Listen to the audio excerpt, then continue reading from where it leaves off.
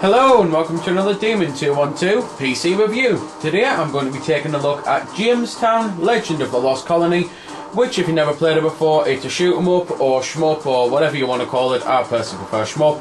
Anyway, at the start you can simply go start game, via the tutorial. You don't need to, trust me, I've not actually watched it and I've beat the game. Options are basic because you can only do a couple things. You can change the pixel size, which I'll do quickly there, and it's basically so that people who don't like things to appear stretched, it won't appear stretched. You can put fast mode on, which I'll explain. It costs a lot of money as well, which I'll also explain in the shop. You can put hardcore mode on, and again I'll explain that. So anyway, there's 5 levels to play, and you have to beat all the levels on Legendary in order to actually get all the levels, because you can only do the first 3 on easy, and after that you've got to go up. So while there's only 5 levels, you will be playing them again and again on the harder difficulty levels. There's also some score things there to go after, and then there's this gauntlet which allows you to play every level in a row with just 2 continues rather than having 2 continues on every level. So bonus levels, there's a couple things like stave off vengeance for 60 seconds, get the point requirement in 40 seconds. They're pretty good, I really like them. I don't have many unlocked, but that's because you buy them in the shop, and it's because I've been buying fast mode, which is why I know it's very expensive. And they basically break away from the regular gameplay because they make it a lot more challenging, a lot quicker, and it's just really fun to play the game.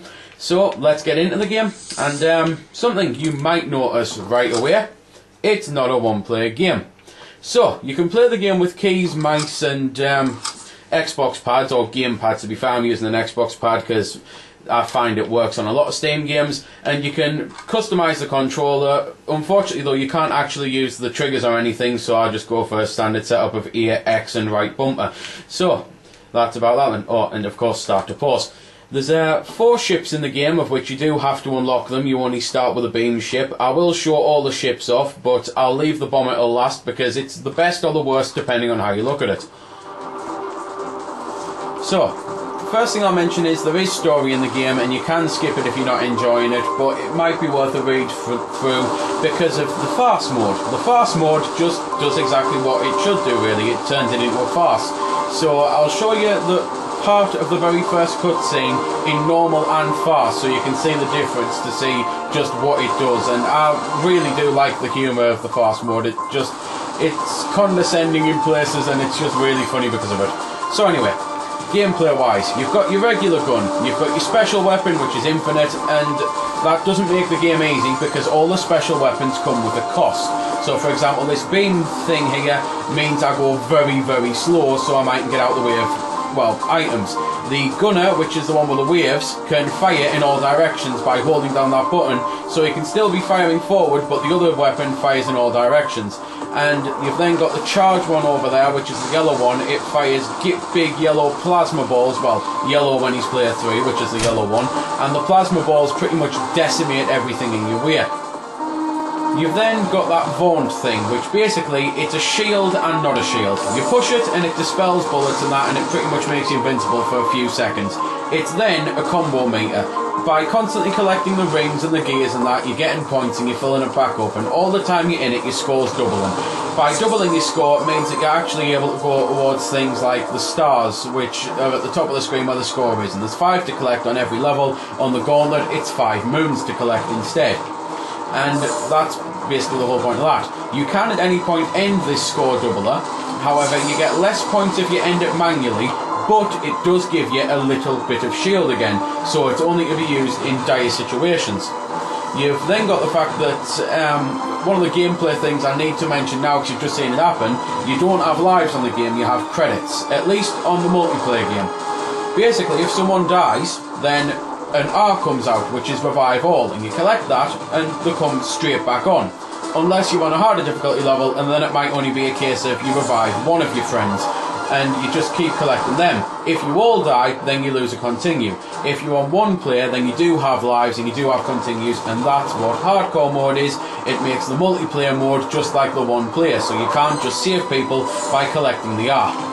So that's happening. You've then, as you probably noticed, got bosses at the end of every level, because it is standard shoot 'em up gameplay. You go bottom to top, kick the crap out of everything that gets in your way, then get a boss of which there's some tactic of how to beat him. You have to figure that out and then beat him. As well as collecting the R's on the 1-ups, you will still come back after a given number of time, but again that increases and changes while the difficulty goes up. There's also a ton of achievements, which you can probably see coming up now. However, the achievements didn't work for us the first time, which is why we're getting all of these now. Because I've kind of proved I've got the game beat by the things that I've got unlocked at this menu screen, yet I've just got the achievement for beating the first level. So, the will work eventually, it seems, but all it means is you might have to play the game again, which, hell, there's no problem with that, because it's an excellent game. So, let's cut into this bomber, and I might as well show it on the one-player mode, so you can properly see the lives and that. So, as I say, this is the one-player mode, the hearts in the top corner of your lives, and I've not exactly found any other lives, but I'll be honest, I've not played it one player much, because the game is designed for multiplayer. It's so much more fun, so much more addictive, and you can work together as a team, and it really does require you to work together as a team. Quite often, you can't just all take the same shape. It's a good idea to be different ones. Like, for example, the bomber, he is the best or the worst.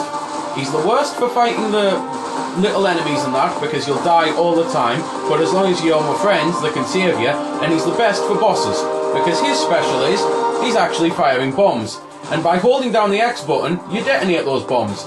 So, by just constantly holding the detonate button and the fire button, you are constantly exploding, and you can go over a boss's weak spot with the Von on the little shield that you get and absolutely decimate them in seconds. Even the end boss, it can really, really hurt them. So, it's one of those. It's a case of it being a struggle to get to the boss, but when you get to him, you'll know you're there. So, I'll just mention this story then, really, but after doing the story, I'll shut up for a bit of the music by showing off those bonus stages, because I did say I would show a couple. So, just in case you can't read it, in normal mode, November 5th, 1619 morning, I must admit, nothing could have prepared my old eyes for what now lies before them. The new world is truly a wonder to behold. And in fast mode, ... and as I say, so it's now, have you ever heard of Mars? I bet you have. I bet some of you even have an aunt or uncle who lives there. Some of you may have even been there on vacation. So it really does go from one extreme to the other. So I suppose I'll cut into the special stages now.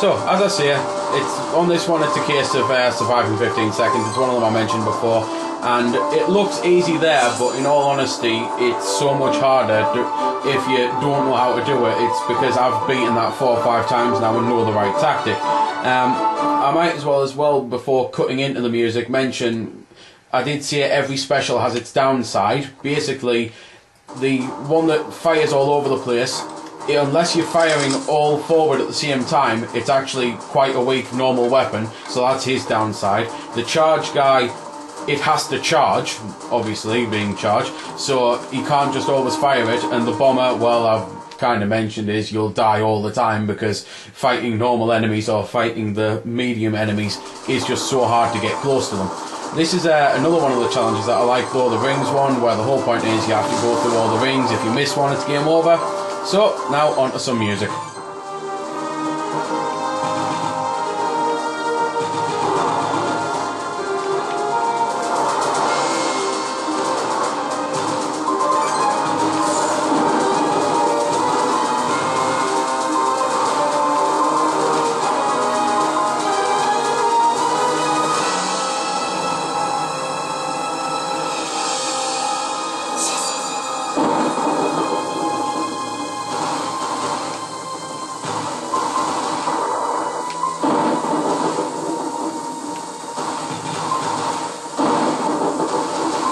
So that's a bit of the music then, and there is really only 2 things I've got left to say in minor. One, the mouse controls are actually excellent. I just wanted to say that for those thinking how can you control it with a mouse. I think it's excellent, and it works well because it shows you a crosshair so you know when you're moving and where and that. The other thing is, this is a small dev, and upon beating the game it does actually tell you that it's taken them 2 years to make. They've pretty much bankrupted themselves using all their family savings, just desperately trying to make a game that people think's good. It really is nice to see that, as horrible as it sounds to say, oh well, they bankrupted themselves, that's great. I mean it in a way of to care that much about making a game, and personally I think you can see the care and the attention's been put into it. This is one of the best games I have played on download in ages. If it comes to a console, do not hesitate about trying it out, because the only downside is not everyone will be able to play a 4-player on a PC, and the game really does shine in 4-player. It's absolutely phenomenal, so I hope the game sells, and I hope the dev make more games, even if it's just more of these games, sequels or shoot 'em ups, because it's excellent, it really is. So there we go then, that's been the review. I hope you found it helpful. I don't score the games because that's based purely on opinion, so instead I'll leave you to make your own mind up. So thanks for watching, and if you've got any questions about the game that I didn't answer in the vid or that hasn't been answered in the comments, then feel free to ask and I'll help if I can. Also, if you did find it helpful, don't forget to check out my channel because there's plenty more like this up there, and don't forget to subscribe because there'll be plenty more to come as well.